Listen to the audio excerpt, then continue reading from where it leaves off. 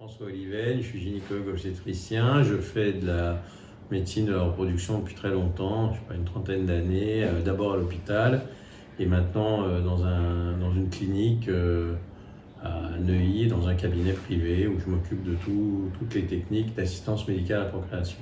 Moi j'ai des patients de tout horizon, j'ai des patientes qui viennent pour des filles. Enfin, d'abord, je ne fais que la stérilité. Je me suis hyper spécialisé depuis très longtemps.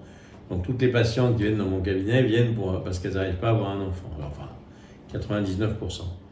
Et elles viennent avec des indications diverses, fécondation in vitro, des couples, des femmes seules, préservation de la fertilité, don d'ovocytes, etc., etc. Progressivement, elles sont de plus en plus âgées et je dirais qu'aujourd'hui, il y en a au moins 40% qui ont plus de 38 ans. C'est quelque chose que j'avais déjà remarqué quand je me suis installé, quand je suis passé du public au privé. Parce que souvent dans les institutions publiques où j'ai travaillé, on avait peu de place, donc on limitait les consultations et du coup, on ne donnait pas de rendez-vous aux femmes, je sais pas, de plus de 43 ans par exemple. Et en arrivant dans ce cabinet où c'était plus ouvert, parce que j'avais beaucoup plus de places de consultation, donc je pouvais accepter tout le monde. Je me suis très vite aperçu qu'il y avait beaucoup de femmes que nous on appelle âgées, même si c'est choquant. Et d'ailleurs, j'en ai écrit un livre. N'attendez pas trop longtemps pour faire un enfant, parce que c'est ce qui m'a frappé. Et ça ne fait que s'accentuer avec le temps. Et donc aujourd'hui, il y a de plus en plus de femmes, on va dire de la quarantaine et de la quarantaine passée. On a deux catégories. On a des femmes chez qui une grossesse avec les ovocytes de la femme sont possibles parce que le bilan de leurs ovaires est normal, parce que rien n'empêche la possibilité d'essayer ce qu'on appelle une grossesse intraconjugale. Et puis, il y a des patientes qui viennent me voir et chez qui cela est impossible. Ça peut être le cas d'une femme qui a, je sais pas, 45, 46 ans. J'en ai vu deux ce matin qui viennent consulter malgré cet âge et chez qui on sait que les traitements ne peuvent pas marcher avec leurs propres ovocytes. Donc, on va les aiguiller directement vers ce qu'on appelle le don d'ovocytes. Ça peut être des femmes qui ont la quarantaine ou moins, mais quand même souvent la quarantaine, et chez qui le bilan que l'on fait pour voir justement la santé des ovaires montre que ces ovaires marchent très mal et que malheureusement une grossesse avec leurs propres ovocytes est impossible et qui vont également s'orienter vers le don d'ovocytes. Et puis ça peut être aussi des femmes qui sont jeunes ou moins jeunes et qui ont déjà derrière elles un long parcours de traitement, parce que c'est vrai que j'ai beaucoup de patientes qui viennent ici après avoir déjà été traitées pour un deuxième avis, etc., de province. Et à ce moment-là, de temps en temps, on voit sur les traitements qui ont été faits que s'acharner dans cette direction n'a pas beaucoup de sens. Et à ce moment-là, c'est également la possibilité du don d'ovocytes qui peut leur être proposé. Parce que le don d'ovocytes, en fait, grâce au fait qu'il y a des ovocytes jeunes, donne des taux de succès très élevés. Donc maintenant, ce n'est pas le même projet. Donc ce n'est pas toujours facile pour une femme de s'entendre dire qu'il faut s'orienter vers le don d'ovocytes.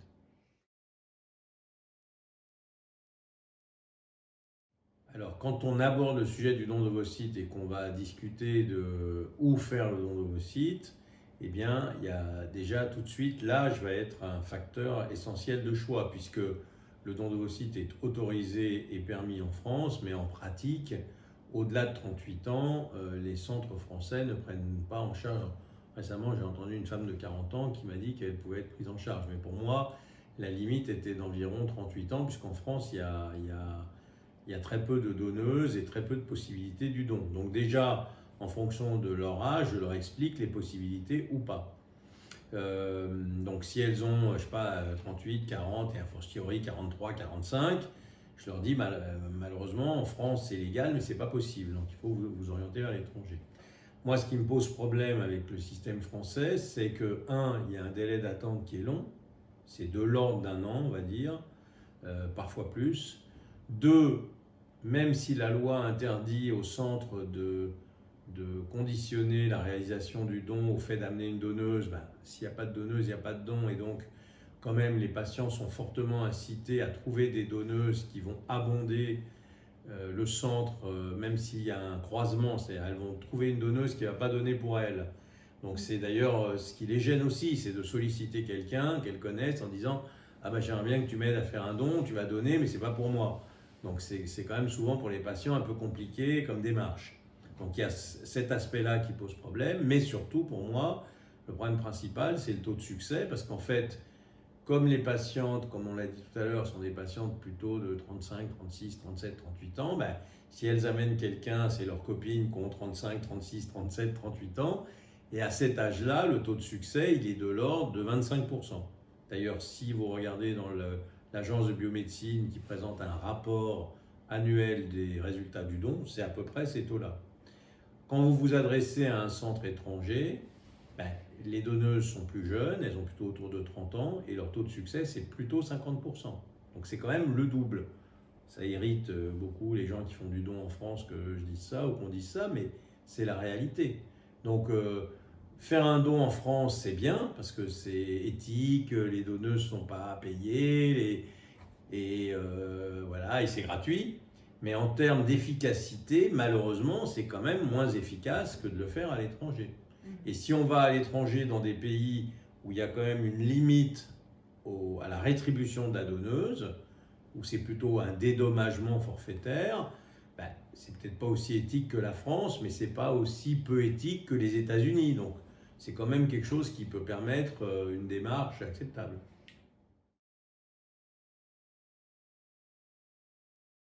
On a le droit, moi je m'étais renseigné sur le plan légal, à partir du moment où la technique est légale en France, rien ne nous empêche d'aider une patiente à faire un don d'ovocytes. Après, on est censé pas aiguiller vers des centres. Moi, je n'aiguille pas, je suis prêt à m'occuper des femmes, quel que soit le centre où elles sont traitées. D'ailleurs, beaucoup sont traitées dans des centres que moi je ne recommande pas. J'ai des centres avec qui j'ai l'habitude de travailler historiquement. Donc évidemment, l'avantage que j'ai, c'est que moi, comme je travaille avec eux depuis longtemps, je connais leurs vrais taux, les taux que moi j'ai avec leur clinique. Donc ça me donne une possibilité de les donner. C'est vrai que sinon, vous êtes obligé de vous fier à ce que dit le centre. Et ça, c'est compliqué.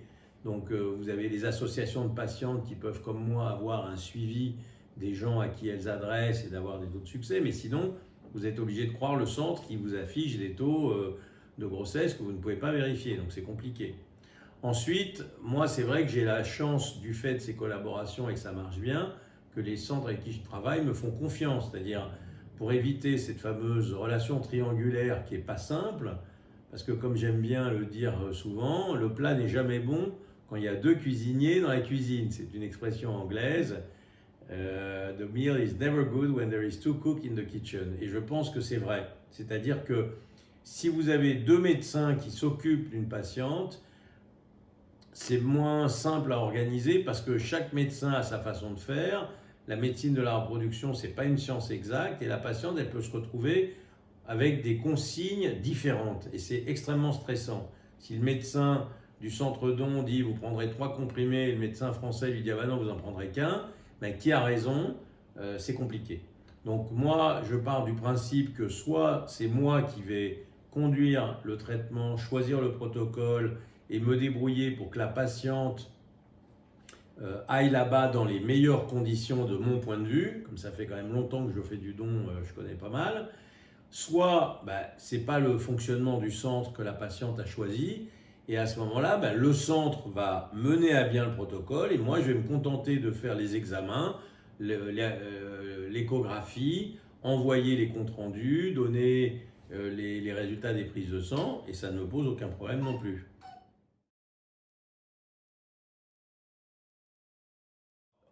Pour le don d'ovocytes, le taux de succès, c'est essentiellement l'utérus de la patiente et le sperme du conjoint.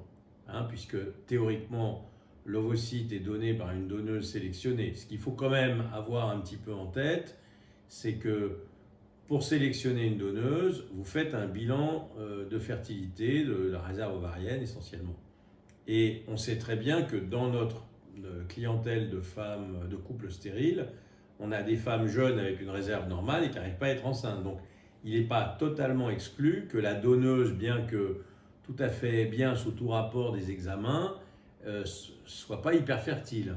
Donc c'est pour ça que je dis souvent aux patientes, ne renoncez jamais à l'issue d'un seul don. Il faut au moins avoir fait 2 donneuses différentes avant de se dire ah ben zut, ça marche pas. Donc le taux de succès ensuite, sous réserve de cet aspect quand même marginal de la qualité ovocitaire, ben, il tient compte quand même du sperme du mari, donc il faut quand même un bilan du conjoint, du sperme, des qualités du sperme, rechercher des facteurs éventuellement toxiques chez le mari, je sais pas, le tabac, tout un ensemble de choses qui peuvent influer sur les taux de succès. Il y a quand même une participation dans le taux de succès de la qualité spermatique. Et puis il y a l'utérus, donc il faut quand même un bilan utérin.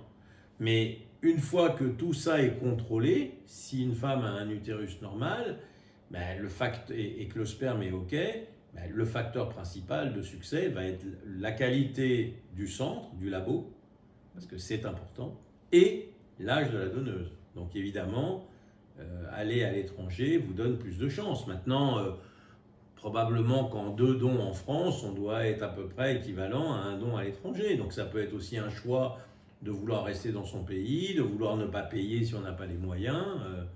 Moi, je vois un peu les choses comme ça. Vous savez qu'en France, il n'y a jamais eu un âge qui a été jusqu'à récemment fixé par la loi. Jusqu'à il y a quelques mois, c'était une femme en âge de procréer. Si on regarde un petit peu la littérature scientifique, on sait quand même que à partir de 45 ans, les grossesses peuvent être plus compliquées et très probablement qu'au-delà de 48, 49, 50, elles sont de plus en plus compliquées. Plus la femme va avancer en âge, plus elle s'expose aux risques de la grossesse, essentiellement les risques d'hypertension, de diabète, etc. Après, quand vous discutez, c'est un sujet qui m'a intéressé, j'avais discuté avec pas mal de pédopsychiatres, il y a aussi l'idée qu'il y aurait un âge pour être... alors souvent on parlait de l'âge des pères, un âge pour être père et un âge pour être grand-père. Voilà, mais quand on discute avec eux, finalement, c'est pas tellement basé sur des études scientifiques nombreuses. Donc c'est très difficile de définir un âge. Pour ma part, je m'étais fixé une limite tout à fait arbitraire qui était de 47-48 ans, parce que je trouvais qu'au-delà, ça devenait un petit peu exagéré. D'accord ? Et surtout, parce que j'ai eu quand même récemment deux, trois complications chez des femmes de cet âge-là, et qu'en discutant avec des obstétriciennes ou obstétriciens, ils disaient quand même, voilà, faut quand même faire attention, etc.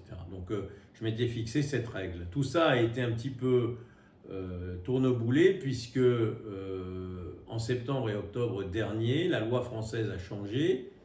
Il y a une interdiction de prendre en charge les hommes de plus de 60 ans et il y a une interdiction de prendre en charge les femmes de plus de 45 ans, quelle que soit la technique.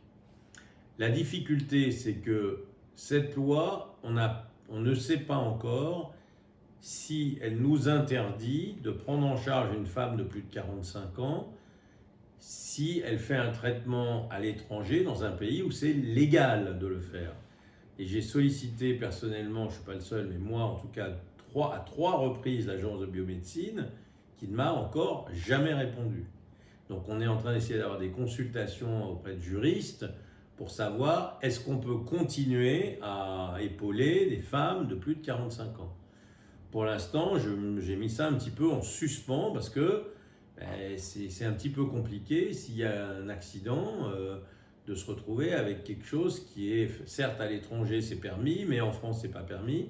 Donc pour l'instant je dirais qu'il y a une inconnue, mais pour le législateur français, pour des raisons que certains peuvent contester, parce que aux États-Unis il y a des dons à 55, 56 ans, 57 ans, et le record c'est une indienne de 72 ans, et évidemment on peut pas quand même cautionner ce genre de pratique. Mais définir un âge est très compliqué, tant sur le plan psychologique des enfants. Est-ce que c'est compliqué pour un enfant d'avoir une mère de 50 ans ou un père de 60, que sur le plan de la santé avec la grossesse le choix de l'âge, il est un peu empirique. Mais en tout cas, la structure française, qui est l'Agence de biomédecine, dans un rapport assez étoffé, a choisi comme âge limite 45 ans pour la femme et 60 ans pour l'homme.